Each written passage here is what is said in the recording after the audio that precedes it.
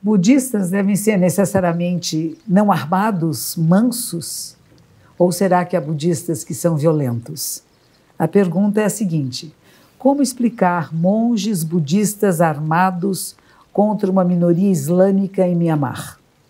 O budismo e a não violência não estão diretamente ligados? Sim, estão da mesma maneira que o cristianismo, da mesma maneira que o Islã.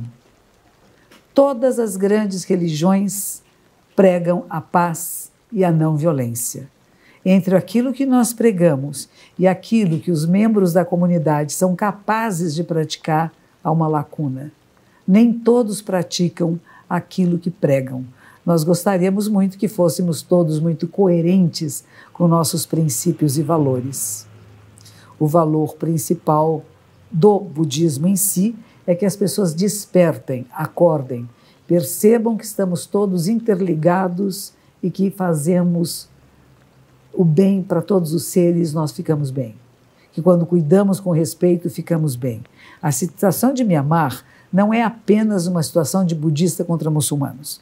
É preciso olhar isso em mais profundidade. Se você for procurar nos canais de política internacional, você vai ver qual é a situação desse povo muçulmano em Mianmar, qual é a cultura de Mianmar neste momento, quais são as pobrezas e as necessidades econômicas do país, a fome, a miséria que estão passando e como que isso vai se manifestar dessa maneira. A primeira-ministra de Mianmar até perdeu um dos prêmios que ela havia ganhado pela cultura de paz, exatamente porque ela não fez nada para interferir nos soldados que estavam contra essas minorias muçulmanas.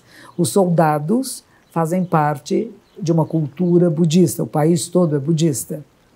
O Brasil é um país que nós podemos dizer que 75% ou 90% é cristão. E às vezes os nossos soldados, os nossos policiais matam outros cristãos. Concorda? Então nós temos cristãos matando cristãos. Na verdade, não. Nós temos policiais que estão matando ou prendendo pessoas que estão fazendo coisas impróprias.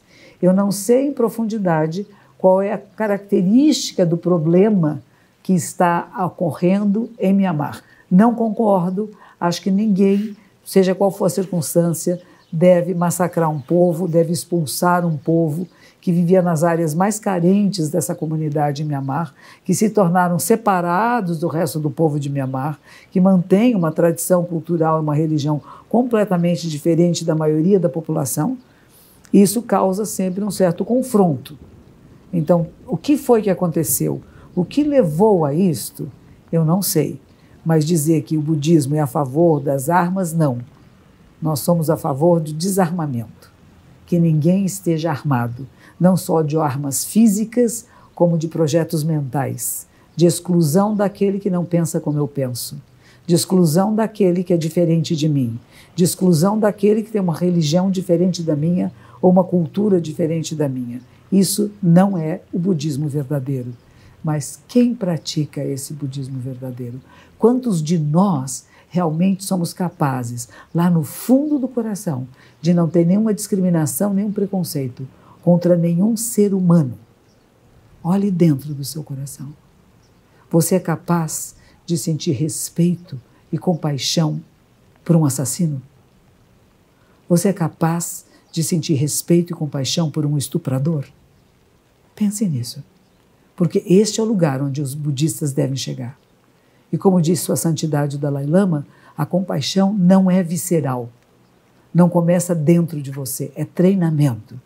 Você treina através da inteligência a ter compaixão, a sentir compaixão, mesmo pelas pessoas que fazem coisas erradas. Então, se há monges budistas, e parece que há um monge budista em Mianmar, que conclama a população a se levantar contra os muçulmanos, e ele é muito ouvido, nós podemos apenas sentir compaixão por esse monge, porque ele realmente não compreendeu em profundidade os ensinamentos de Buda. E a revolta que ele carrega em si e que ele espalha à sua volta, definitivamente não é ensinamento de Siddhartha Gautama Shakyamuni Buda. Então temos que ter muito atentos, quando seguimos uma tradição espiritual, qual é o princípio dessa tradição e como que nós, humanos, podemos enganar a nós mesmos, como a nossa própria mente manipula a mente sua e de uma comunidade grande para fazer coisas que não são adequadas aos ensinamentos verdadeiros. Por isso a meditação é importante, o estar atento, o compreender em profundidade as suas escolhas.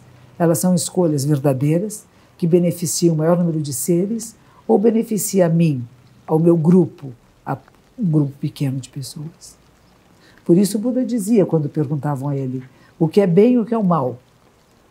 Ele dizia, bem é aquilo que vai beneficiar o maior número de seres. E mal é aquilo que desvia as pessoas do caminho.